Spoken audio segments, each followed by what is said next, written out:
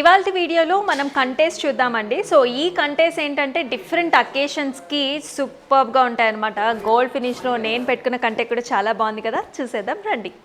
I'm వెరింగ్ very very gorgeous కంటే అండి. కిందేమో మనకి చాంద్బాలి స్టైల్స్లో వచ్చేసింది with a very nice beads, అది కూడా రూబీలో గోల్డ్లో.